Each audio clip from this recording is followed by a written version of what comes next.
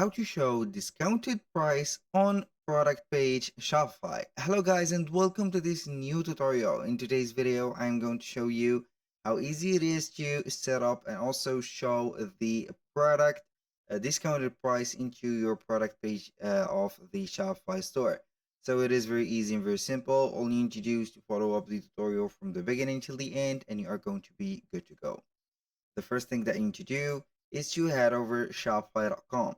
Once you are here, you're going simply to visit the product section.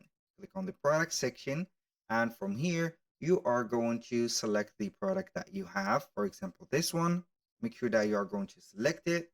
You're going to see the title, the description, the different elements from this product, the variants, and etc. And for the price, you're going to set it up. Here, I think that I cannot modify the product price because we have so much variance right there. So I'm going simply right there to add another product. So we can go ahead and add something like that. I'm going to add here some media or random media right there.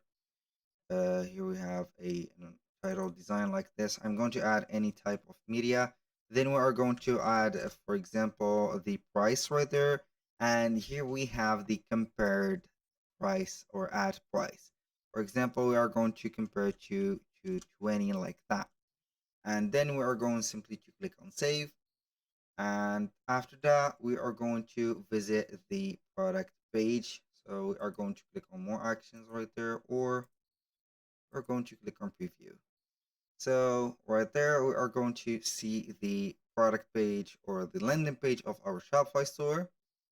And normally we are going to see the strike cost like the page. So this is the discounted or this is the discounted or right there product or price, and this is the original price like that. Do not forget to set up the inventory. As you can see, we have made it from the beginning as sold out.